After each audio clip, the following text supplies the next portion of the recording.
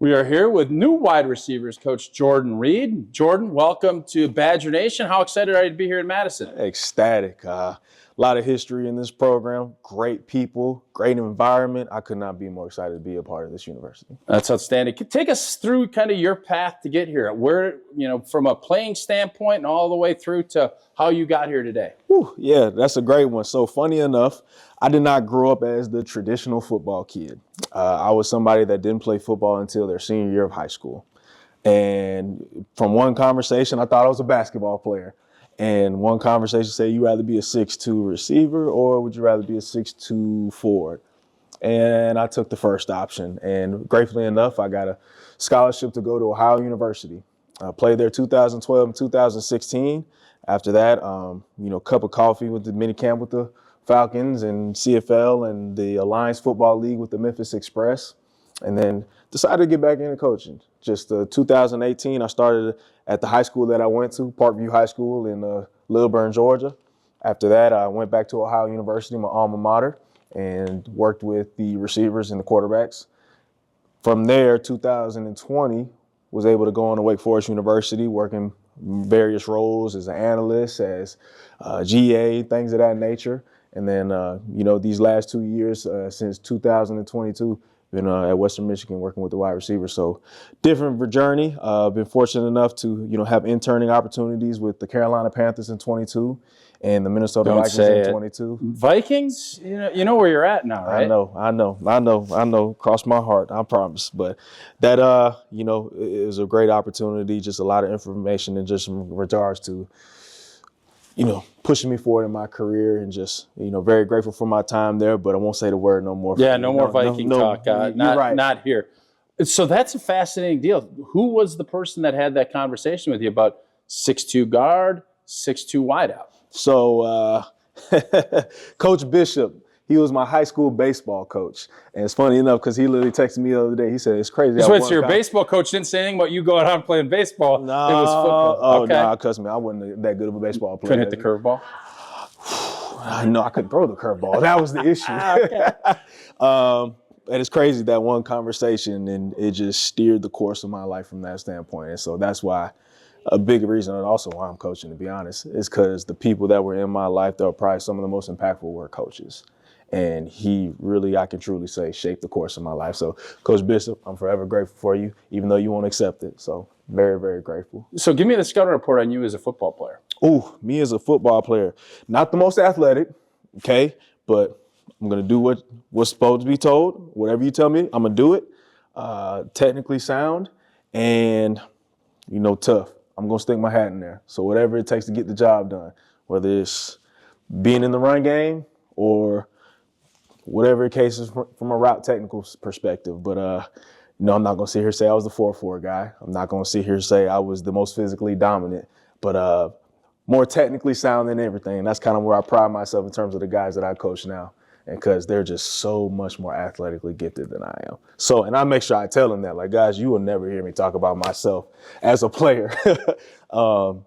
But I just make sure I know, because the techniques and the fundamentals that allowed me to be successful, if I could take those and apply them and twist them to a way that they understand it, I know they'll be successful in everything that we do. So that was me in a nutshell. All right. So now you're here, and I know you haven't been here long, but so far, talk about some of the guys that are going to be in that room that you're going to be coaching. Man, I'm ecstatic about that room right now. Obviously, you got returners such as Vinny Anthony and Tresh Kekahuna. Two guys I'm very excited to be able to work with. Both had production last year, and now, expecting them to have big things in terms of going into this year. And then obviously, some guys that, man, excited just for the opportunity going forward. Guys like Quincy Burrows, Tyrell Henry, and then obviously some couple new guys that we're being able to bring into the building now. Jaden Ballard and Mark Hamper, two guys and new fresh faces that'll be walking in the door with me as well. So it's a very diverse room in terms of their availability and the things that they're able to do at a high level. But I'm excited, and it's going to be competitive and it's going to be challenging. But that's the only way you're going to be allowed to grow, is just being able to face it head on and take advantage of every opportunity given your way. So really excited about the room. I think the most impressive thing out of all that is they are unbelievable human beings. So really excited about each and every last one of them. And you've been around NFL wide receiver locker rooms. Not that there's divas are everywhere, but that's one of the balancing acts, all right? You have that competitive room that you're going to have, and you want to make sure everybody finds their role. How do you kind of balance where you push and want guys pushing each other, but also encouraging and not getting discouraged if you're not getting the touches that you're hoping for? Yeah. You know what? It's funny enough. We actually had a conversation about that this morning as a unit. And the message was perspective drives performance. The perspective on you're supposed to be here, you're good enough, but also that you bring value to this team, not only for yourself, but for the people around you. And we talked about an African proverb that I brought to the guys. It's called Ubuntu. And the premise behind that is I am because we are. In the sense of we live in such a society nowadays where everything is driven by me. It's about me. It's selfish. It's me, me, me, me, me. But when reality is, when you understand that everything you do is for a greater good, that's when you can put those selfish ways away. Now, at the same time, we're human nature. It says we need to be, it is about me a little bit. But if we could refute that side of things and understand it's for the greater good of this team, this program, this university, that's when you start to see people excel. That's when you see the rising tide lift. And the ships along on that tide start to lift with it as well. So love that. That's fantastic. We like to run the football here at the University of Wisconsin. Yeah. No block, no rock. Is that going to be kind of that mentality? Baby. Come on, baby. No block, no rock, baby. We got to be able to do it. And I think the guys need to understand, and they'll be able to understand as we go forward, like playing on schedule, being able to be on schedule and running the ball allows us certain opportunities to play vertical down the field from an offensive philosophy standpoint. And that's the thing that guys got to be able to understand. And it's an all-encompassing deal.